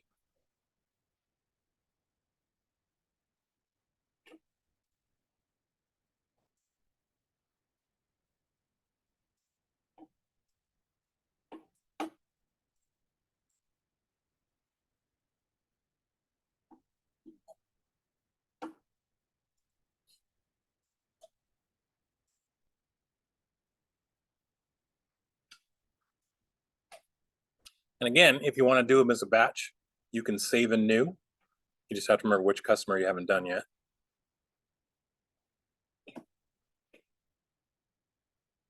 But in the real world, if you have your computer out on the counter, you know the customer because they'll go up and say, "Hi, I'm Mary. Hi, I'm Roger."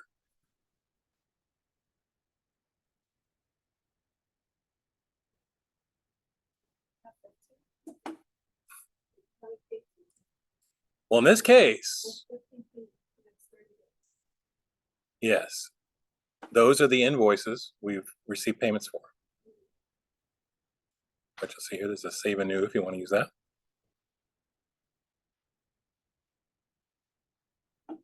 And now it does count as something that's been paid. Right. But it already wasn't 0 because we did the invoices. So this green one, paid. But I can click on it. Here's all the recently paid. One of mine says split. Yeah, 2 of mine say that. Okay.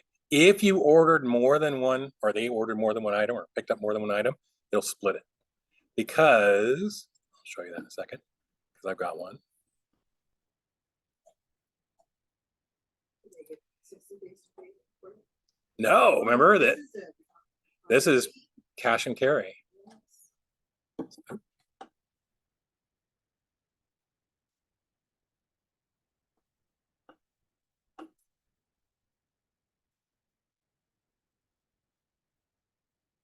So when I click on the word split here, I have my Roger Wilco. You'll see I have 2 sales or product income. And then it's actually showing you that what's going to go on behind the scenes. The computer has to code every transaction.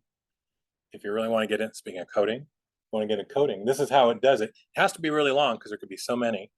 And so it throws in this. This you don't have to worry about.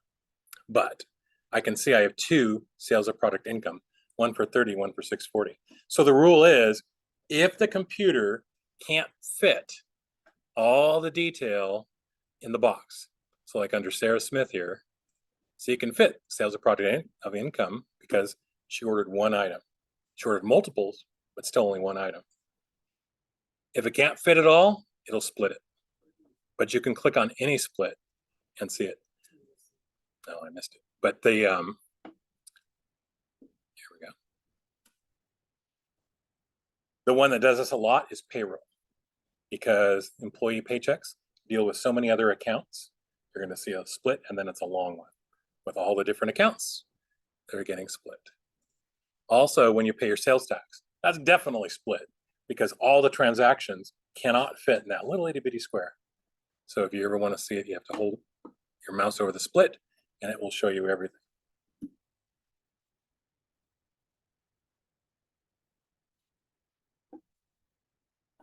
See, that one's much easier.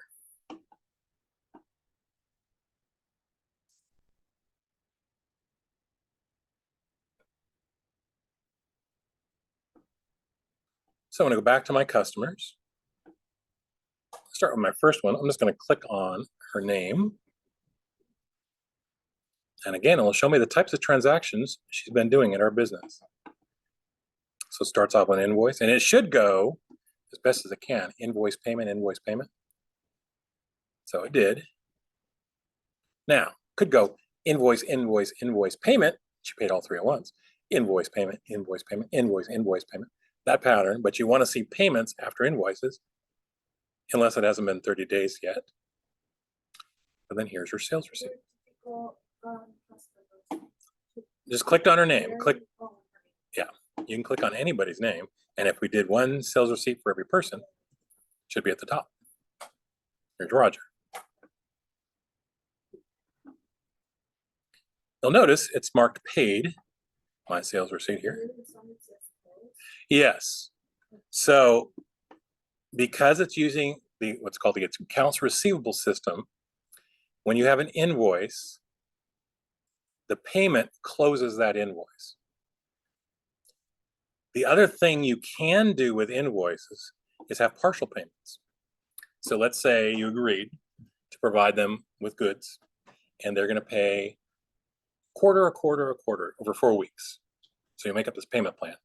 So you can do that. And as long as their terms are covered in there, they can pay 25% the first week. And so it'll mark a payment towards that invoice, but the invoice will stay open. Then next week, they pay that next 25%. Okay, and getting better, still open. Next payment, close, you're 2/3 of the way there, but it'll still stay open. And then the last payment comes in, and once you record it, bing, it's marked closed, all done, even though it took 3 payments to get there. So anything that's marked open means they haven't paid it yet. And it could just be because they haven't gone to their terms, because we were very generous and giving them 30 days to pay it. So that means that when it's only paid, they still owe something. No, when it's paid, it means they're all done. It's before that point. If it's closed, means closed and done.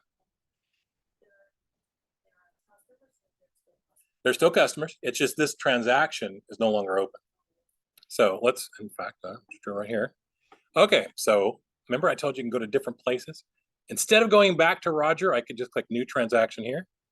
And I want to create an invoice form. And let's see what that does to this report. And it can be anything.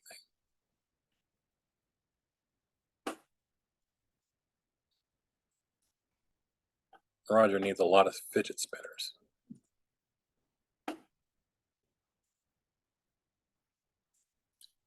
So I just did an invoice for 14 fidget spinners.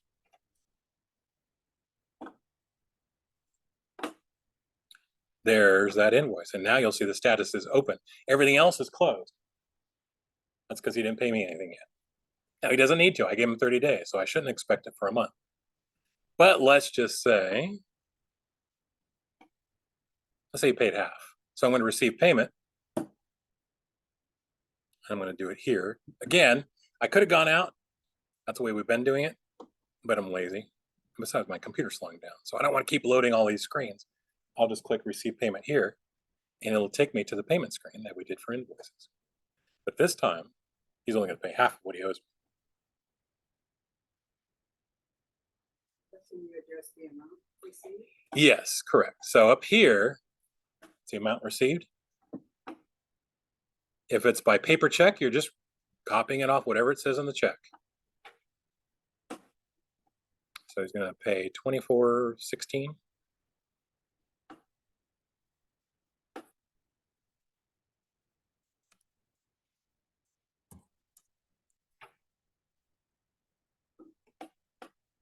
Or would you click over to the payment method? No? Yeah, I mean, just like we did before, sure. It's no different, it's just installments, basically. Oh, I said cash.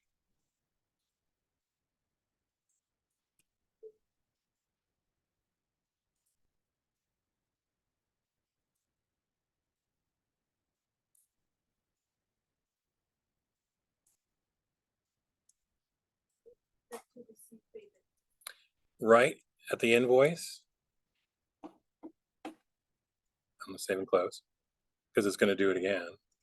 I could have gone back to customers, but see, receive payment here. But it does say partial. So I can see that's the balance of the total he owed me.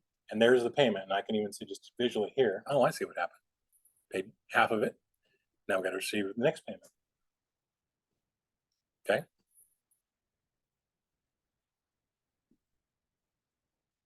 Now, I'm going to receive payment.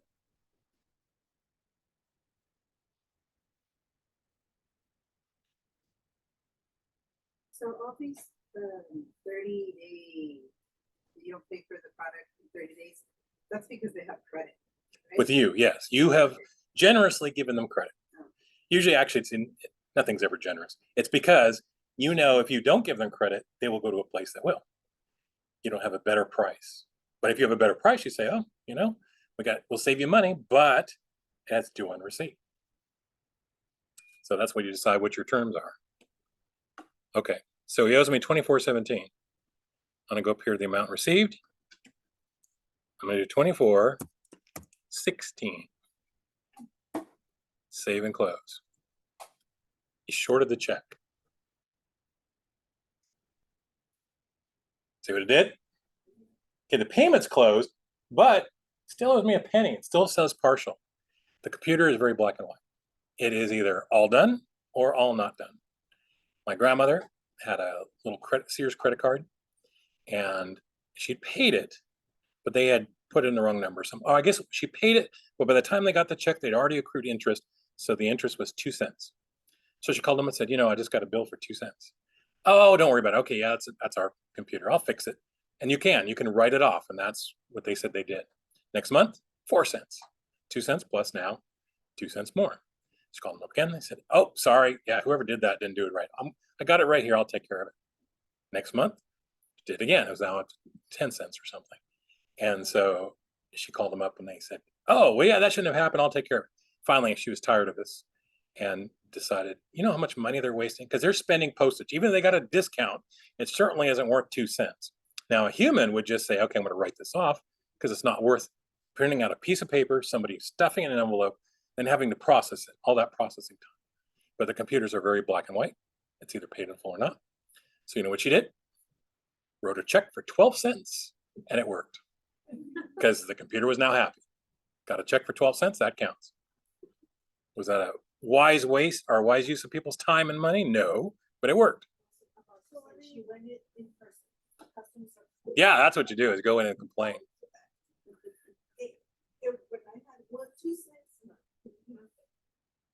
So I'll go ahead and receive the payment as 1 cent. Or if this was a mistake, like on my end, I can edit the payment and make it correct. Or we'll just do a payment for a penny. I was wondering, after you do that. Okay. I was looking at my products again, and I oversold. Ah, okay. Because my quantity on hand when I was choosing them, it didn't update. It stayed, yeah. So you purchased things that didn't show up, or you I purchased, but it didn't show. The quantity Okay. on hand was 10, but it was obviously not 10. Okay. Because I oversold, now I'm short. Okay. I'm Well, negative. so I mentioned the whole inventory thing. That is very possible. That's why the computer didn't red flag you. On the desktop version, you'll actually get a little ping that says, it said the inventory doesn't show this, and you just say okay, and then we'll record it. And I said there are occasions where that'll happen. It's somehow your inventory is not right. Especially if they're holding it right in front of you. You can't say, oh, we don't have that. And that's why it's good if you call up for something. You ask a store, hey, do you have this in stock? They'll say, oh yeah. And you hear, oh yeah, we do. Okay, can you tell me how much it is and how many you have? And then if you can, try to get them to go out and pull it from the shelf to hold it for you. Because they go out there, oh, I'm sorry, the computer was wrong. And you go make the special trip for nothing, and you're stuck. Okay, so I'm going to sell, I have 6 teddy bears. I'm going to sell 7. So you'll see the computer didn't give me any hassle at all. I sold 7. Now I go to my products and services over here, and I look at the quantity on hand. It is in the red. Sure you've heard that phrase. Somebody's in the red. Negative. So again, it's not impossible for this to really be true. The other thing could be was I did it as a sales receipt. So he came in and said, well, I need 7. You only have 4, but I'll take your 4. Can I pay you for the others now? And then you order them and call me when they're in? That way I'm all done. Sure. So he does this. So then I go to my vendors, go ahead and place the order. And then when they come in, it'll clear up. Go to vendors. I'll make a purchase order.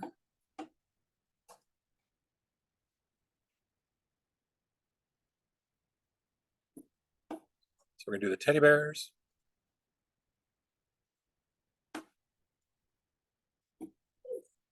I'll do 17.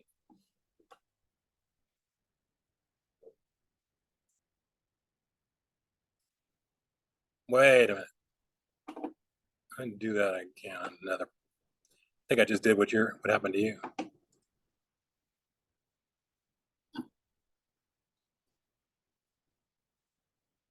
When I did the purchase order, I was clicking too fast. I should have slowed down.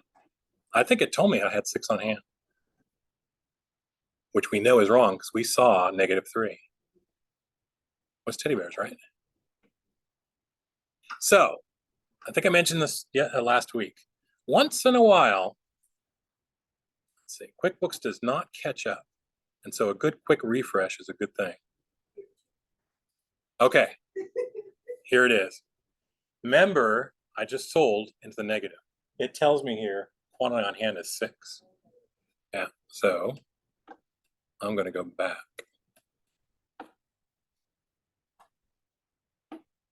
This is one of the flaws, and this is something they need to fix. There's a couple of times it'll do that, but let me catch it in the act. Yeah. So there it is. It should be -3. Now I happen to remember when I sold these, it did say 6. So what's happened is when I go to the vendors,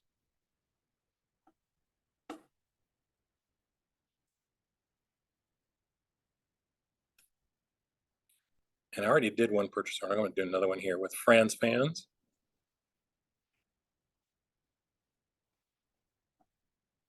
So just like we did before, teddy bears, but see that? So let's see if it works. You can hit the refresh button. And that kind of just reloads things. But that shouldn't be there at all because now it's completely misleading me. Like, oh, okay, I guess we do have some in stock.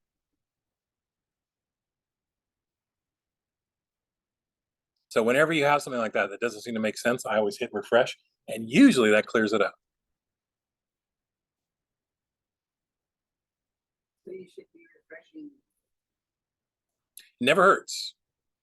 You know, it's sometimes they have computer problems with the students, and I say, okay, let me fix it. You know what I do? Turn it off, turn it back on. 9 times out of 10, that does it. It's just something in the background, got hung up.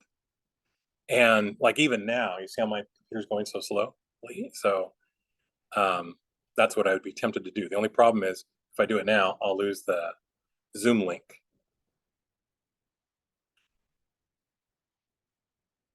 And it is good to shut your computer down when you're done using it.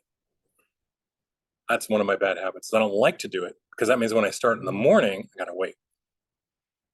But the computers are getting faster. However, if you don't reboot your computer, what happens is there's little bits of code and stuff that just get left behind. And programmers, they're paid for speed, not necessarily for neatness. And so as long as it works, then the boss is happy and they get their product out, but then it does those kinds of things, leaves things behind and takes up memory. So restarting it clears out all that cache memory and you start fresh every day. So that is a good thing to do. Let's try this again. Yeah. See, now it shows me.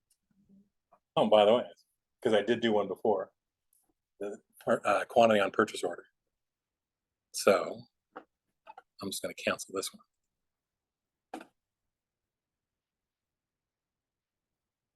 But see, I had to know and have the presence of mind to say, wait a minute, I just saw that for a second. That didn't seem right. Let me check it again. And then you say, okay, I'm just going to refresh. So now I can go in. Let's do it from here for the new, just to be different. But you can go back to your vendors. I have a purchase order, so now I want to receive the bill for that.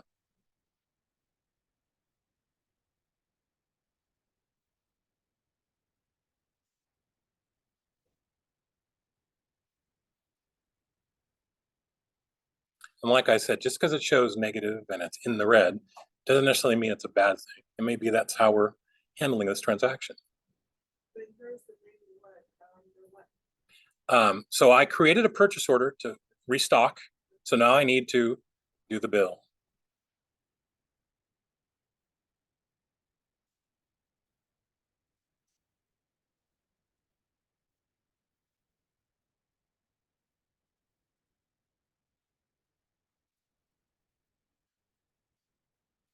So there's my purchase order. I'll create the bill. Add this. And you'll notice, even though I had the purchase order placed, my quantity on hand was still negative. See, like even now, see, I'm still -3. That's because the purchase order doesn't bring the product in. This part, the bill, does. This is telling the computer, we got them, and now I got to pay for them. So there's the open bill, make payment. Now I do have them in stock already because I just received them. Whether I make the payment or not doesn't matter as far as the quantity on hand. Now, if I don't make the payment and I go past my terms, my 30 days, they might sneak in and steal them back. So you didn't pay for them, we're taking all your teddy bears back. So there's my payment.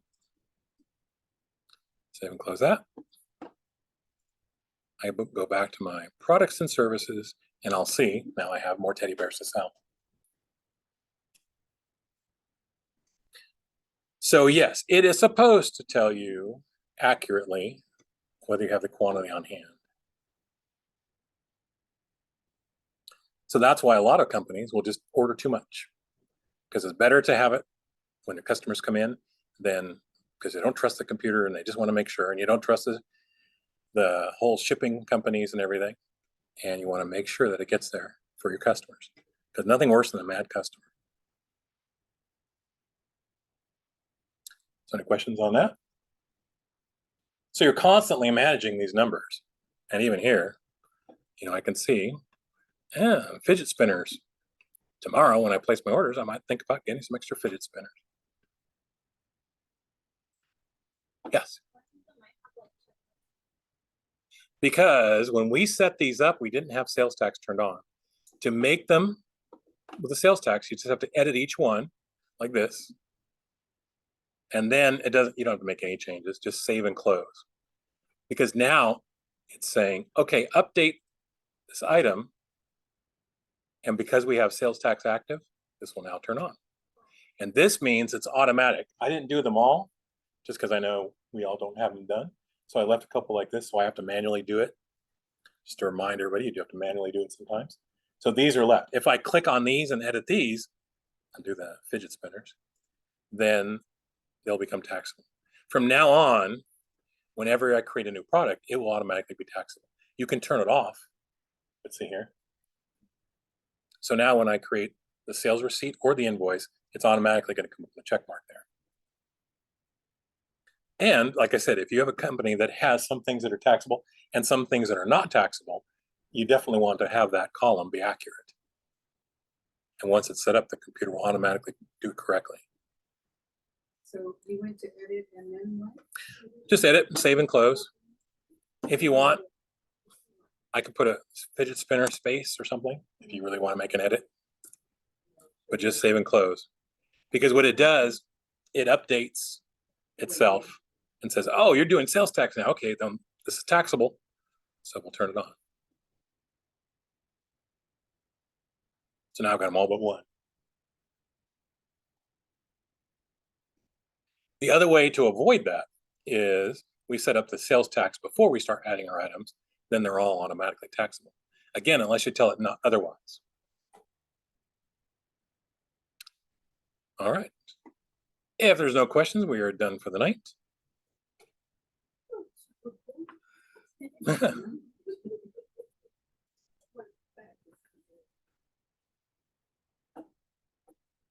Well, in addition to the space heaters, you can also get a USB waffle maker. So you could have a little kitchen set up at your office running off your computer. Yeah, well, that's, you know, they now sell splitters. They're basically 4 ports of USB ports that plugs into one port here. So you can have 4 different things in there, and you can have a fan. Yeah. Really? Yeah, yeah. I got my son one for Christmas. It was a little refrigerator. Now it doesn't really chill, but if you put something like an ice pack in there, but it does run off his USB. Pardon me? How big is it? It's really small. Yeah, But it's like a 6-pack of soda. that's basically exactly what it is. And your lunch. Yeah. And then you don't have to worry about somebody taking your lunch out of the company refrigerator. Yep.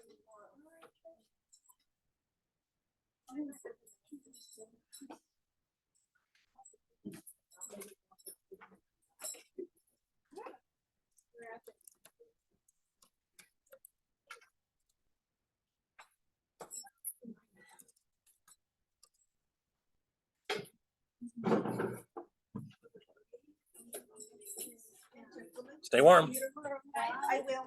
I'll bring my jacket. Yeah. Okay. To set up the sheets on payroll, do you have to add all the Okay, employees bye. first I believe you do. with the classification code and everything? I think so. You might want to double check that. Okay. I don't know. I was just trying to think what happens if you don't. But then the totals wouldn't be right. Yeah. So, Okay. you know, it wouldn't include everybody. Okay. Everybody know about the information. But if you know a bookkeeper or somebody, double check with them and they may know a way around it. Okay. Or even go to like the Intuit help and ask them and see what they say. I'm gonna try right now, because I need that set up for tomorrow. Oh, Yeah, they're starting the company. oh, First. So otherwise, we're probably, you can do it manually, right? Yeah. If it doesn't happen. Yep. Good night. Okay. Oh, that way I'll tell him if it doesn't happen today, because I don't have the workers' comp information. Yeah. And that's like post codes and everything. I can just call it from, manually. You can and just have to- backfill it, right? Okay, got it. Thank you. You're welcome.